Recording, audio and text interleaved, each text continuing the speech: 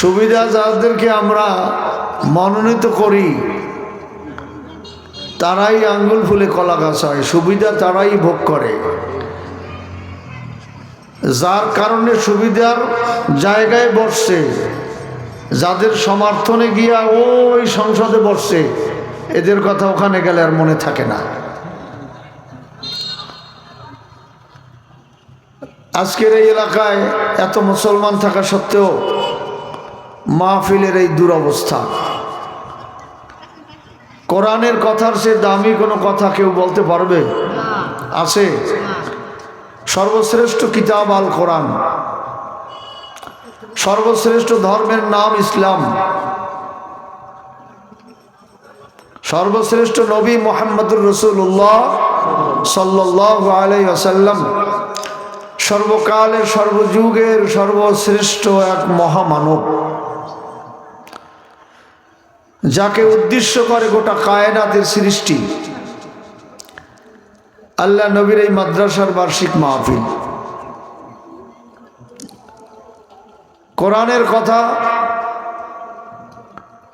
সর্বোত্তম কথা, আর কোরআনের কথা তো কোরআনের না, স্বয়ং আল্লাহর কথা। আল্লাহর কথা যারা শোনে না, যেই জাতি আল্লাহর কথা শুনতে চায় না, অনাগ্রহী, অনিচ্ছা, অনীহা, এই জাতির কল্যাণ কোনোদিন হবে না, হতে পারে না, হওয়ার সম্ভাবনাও নাই।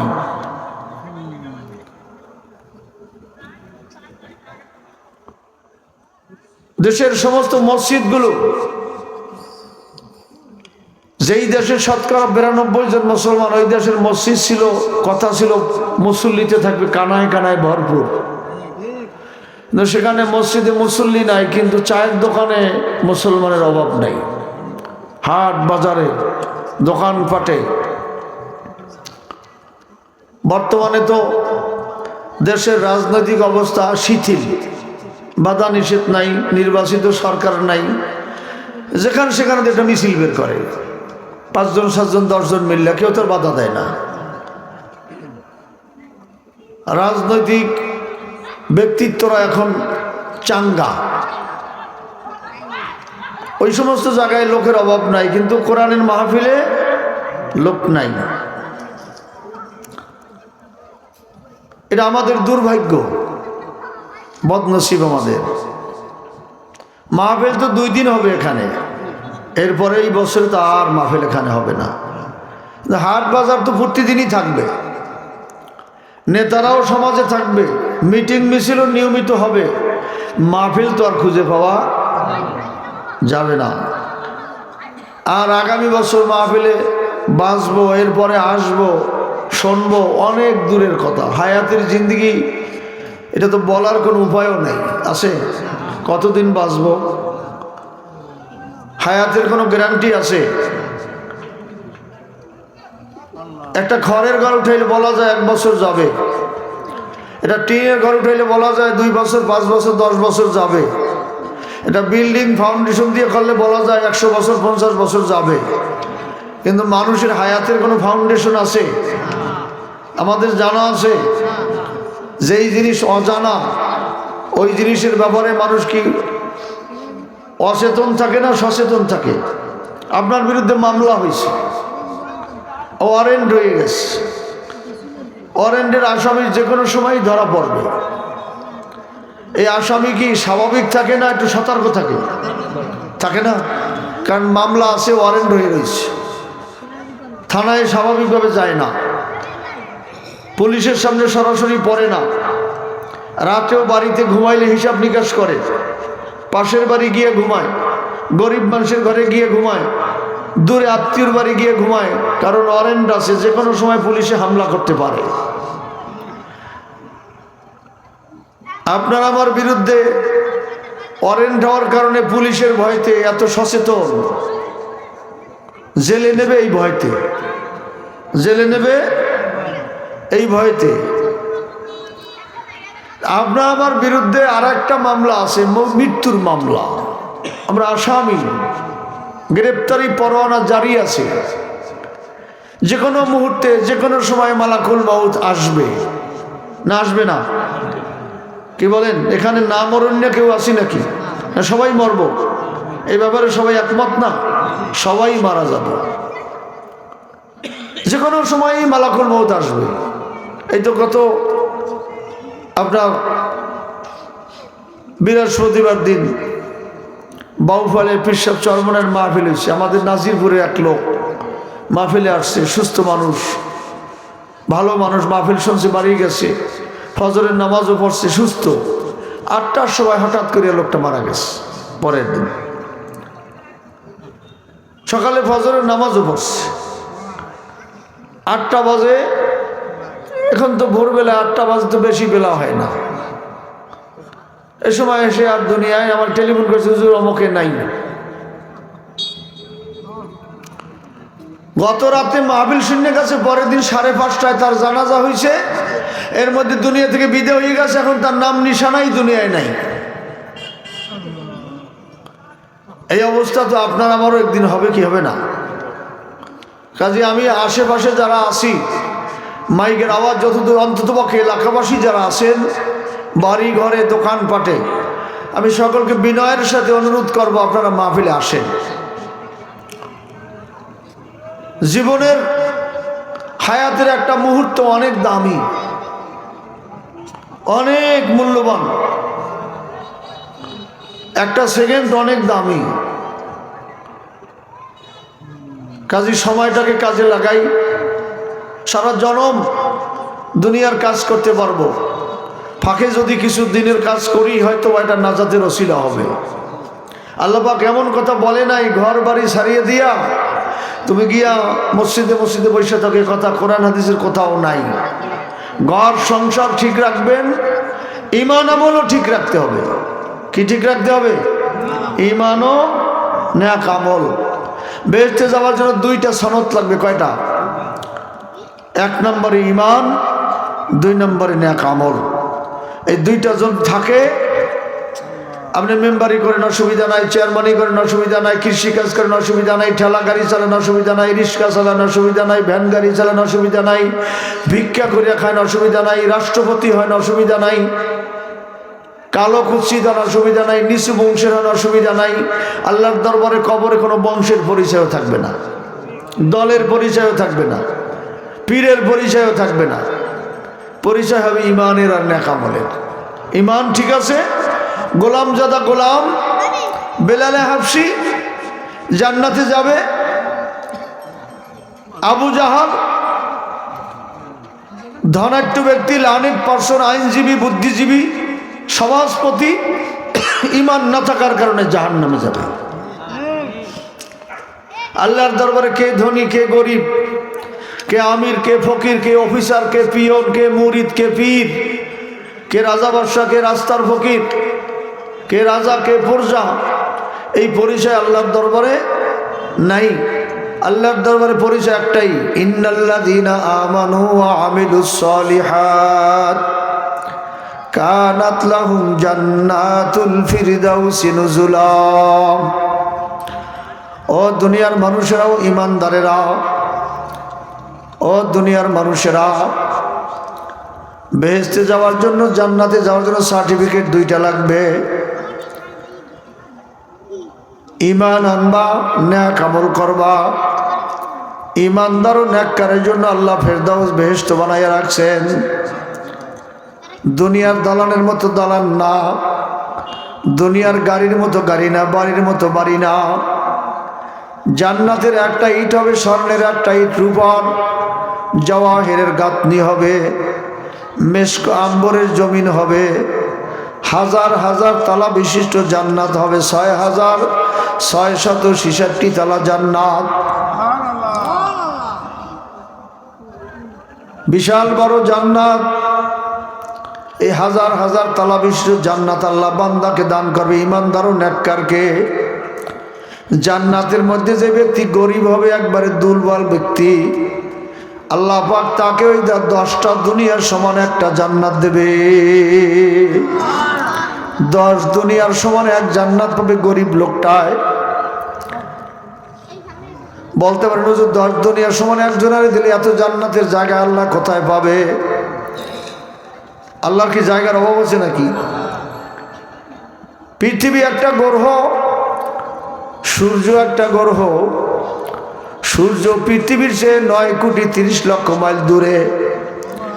সূর্য পৃথিবীর চেয়ে 13 লক্ষ গুণ বড় সূর্য। 1-2 গুণ না, 1000 2000 গুণ না, 1,00,000 2,00,000 গুণ না, 13 লক্ষ গুণ বড় হইল পৃথিবীর সে সূর্য। এই সূর্যের যে তারকাগুলো আরো বড়, এর চেয়ে বড় তারকা আছে এর উপরে, এর চেয়ে কোটি কোটি গুণ বড়। এর উপরে আরো তারকা আছে, এগুলো আরো কোটি কোটি গুণ বড়। আল্লাহ পাকের জায়গার অভাব নাই। আল্লাহ যত বড়, আল্লাহর জান্নাত তত বড়। আল্লাহ বড় না ছোট? আল্লাহু আকবার। আল্লাহ সব দিক দিয়ে বড়।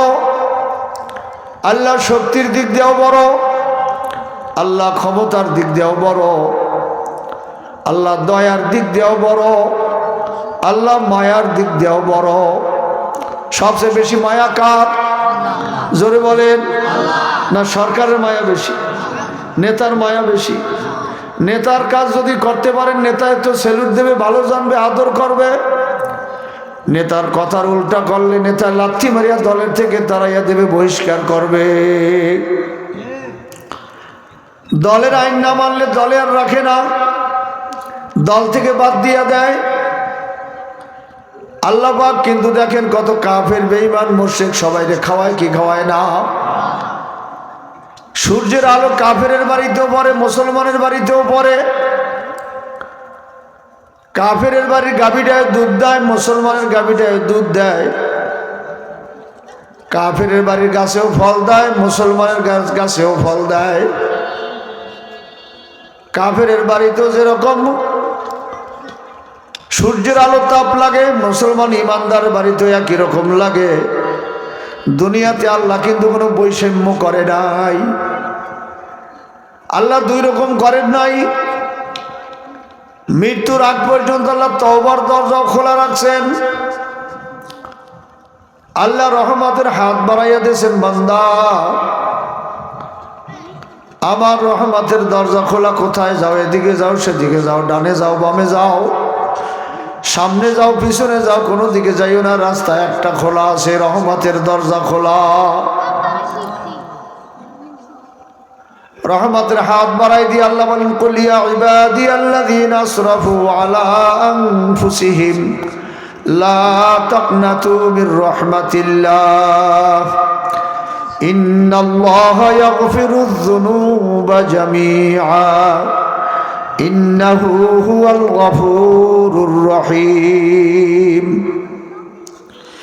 আল্লাহ পাক রব্বুল আলামিন ফরমান, ও আমার গোলাম, ও আমার বান্দা, ও আমার বান্দিরা, দুনিয়ার মানুষেরা, আমার রহমতের দরজা তোমাদের জন্য খোলা আছে। বান্দা বলে চোখে গুনাহ করে বর্ষ, শয়তানের ফেরবে গুনাহ করে বর্ষ, দুনিয়ার মহব্বতে পারে গুনাহ করে বর্ষ, ইসলামের বিরোধিতা করছো, কোরআনের বিরোধিতা করছো, আবার যদি তওবা করি আমার দিকে ফিরে আসো। বান্দা আমার রহমত থেকে নৈরাশ হইও না, মাহরুম হইও না। আমার রহমতের দরজা তোমাদের জন্য উন্মুক্ত করা আছে, আমার রহমতের দরজা তোমাদের জন্য খোলা আছে। বান্দা লা তাকনাতু মির রাহমাতিল্লাহ ইন্নাল্লাহা ইয়াগফিরুয যুনুবা জামিআ। নিশ্চয়ই আমি আল্লাহ তোমাদের পাহাড় সমতুল্য গুনাহ, সাগরের পানির চেয়েও বেশি গুনাহ, আকাশের তারকার চেয়েও বেশি গুনাহ করছো। বান্দা আমি মাওলা দয়া মায়া করে আমার দিকে যদি রুজু হইয়া যাও, আমার দিকে যদি ফিরিয়ে আসো, আমি মাওলা তোমার পাহাড় সমতুল্য গুনাহ, আকাশের তারকার চেয়েও বেশি গুনাহ, সাগরের পানির চেয়েও বেশি গুনাহ তুমি করছো। এই গুনাহ নিয়েও যদি আমার দরবারে ফিরে আসো, আমাকে আল্লাহ বলে ডাক দাও, তুমি আমাকে ডাক দেবা একবার, আমি মাওলা তোমার ডাকে কমপক্ষে জবাব দেব 70 বার। শুধু জবাব দিয়াই ক্ষান্ত হব না রে বান্দা, আমি মাওলা তোমার तमाम জীবনের গুনাহগুলো মেহেরবানি করে মাফ করে দিব। আমার মাওলা সবচেয়ে দয়ার মাওলা, মাওলার সে দয়ার আর মায়ার কেউ নাই, মাওলার সে ভালোবাসা দেওয়ার আর কেউ নাই। হযরত দাহিয়া কলবি রাদিয়াল্লাহু তাআলা আনহু আল্লাহ নবীর একজন সাহাবী, 70টা মেয়েকে তিনি কাফের অবস্থায় জিন্দা কবর দিয়েছে।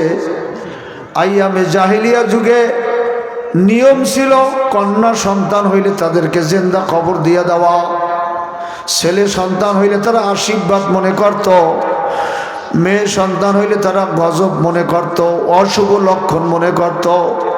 জাহিলি যুগে,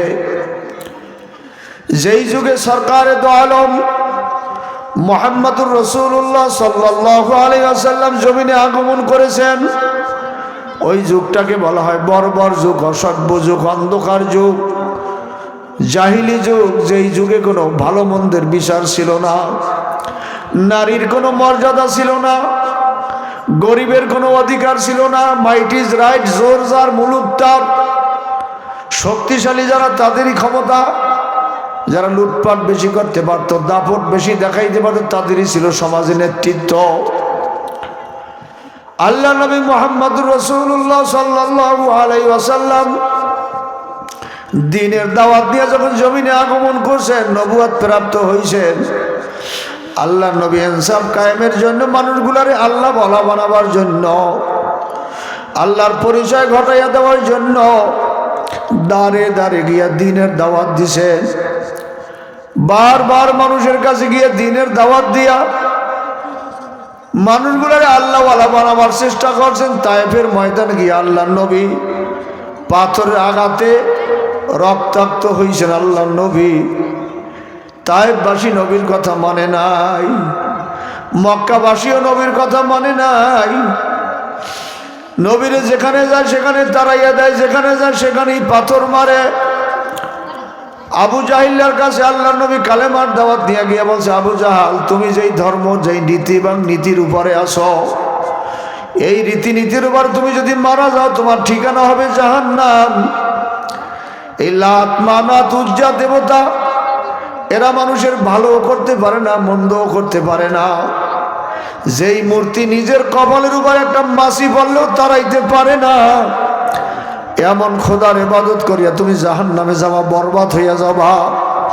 ওই আল্লাহর ইবাদত করো, যেই আল্লাহ আসমানের মালিক, যেই আল্লাহ জমিনের মালিক, যেই আল্লাহ গাছে ফল দেয়, যেই আল্লাহ গাভীর মধ্যে দুধ দেয়, যেই আল্লাহ নদীর মধ্যে মাছ দেয়, যেই আল্লাহ খেজুর গাছের মাথায় রস দেয়, যেই আল্লাহ নারকেল গাছের ডাবের মধ্যে কাভারিং করা, ফিল্টার করা পানি বানাই রাখে বিশুদ্ধ, যেই আল্লাহ মানুষ বানাইছে, যেই আল্লাহ জবান দিয়েছে, যেই আল্লাহ বিবেক দিছে, যেই আল্লাহ সূর্যকে উদয় অস্ত করে, সূর্যের আলো দেয়, সূর্যের তাপ দেয়, যেই আল্লাহ দয়া মায়া করে বান্দারে বাসায়, যেই আল্লাহ দিন করে রাত করে, ওই আল্লাহর ইবাদত করো। মূর্তির পূজা ছেড়ে দাও, এক আল্লাহর ইবাদত করো। আবু জাহাল বারবার নবী দাওয়াত দেওয়ার পর আবু জাহালের হাতের মধ্যে কতগুলো পাথরের টুকরা নিয়া আবু জাহাল বলতেছে, মুহাম্মদ সাল্লাল্লাহু আলাইহি ওয়াসাল্লাম, ও আব্দুল্লাহ বেটা মুহাম্মদ, আমার মুঠির মধ্যে কি আছে? তুমি যদি বলতে পারো আমি তোমাকে নবী মানব। আল্লাহ নবী এবার বলতেছে, আবু জাহাল, আমি না বলিয়া তোমার মুঠির মধ্যে যেই জিনিসগুলো আছে এই জিনিসই বলে দিলে তাইলে কেমন হয়? কিন্তু আরো বেশি ভালো হয়। আল্লাহ পাকের কাছে নবী দোয়া করছেন, আল্লাহ পাক পাথরের টুকরার জবান খুলে দিছে। আবু জাহেলের মুঠের ভিতর থেকে আওয়াজ আসছে, আশহাদু আল্লা ইলাহা ইল্লাল্লাহু ওয়া আশহাদু আন্না মুহাম্মাদান আবদুহু ওয়া রাসূলুহু। আবু জাহাল কত বড় জাহাল, কত বড় মূর্খ। আবু জাহেল এবার পাথরগুলো ফিক্কা ফালাইয়া দিয়ে বলতেছে, দেখছো আব্দুল্লাহ বলা মোহাম্মদ কত বড় জাদুকার, পাথরের মধ্যে জাদু করছে। জাদুকার ছাড়া তো পাথরে কথা বলতে পারে না। আমি আপনাদের কাছে জিজ্ঞাসা করি, আল্লাহ যদি বলায় বলতে পারে কি পারে না? আল্লাহ পাথর দিয়েও কথা বলাইতে পারে, গাছের দিয়েও কথা বলাইতে পারে, মাছের থেকেও কথা বলাইতে পারে কি পারে না? এই শক্তি আল্লাহর আছে না নাই? কথা বলাই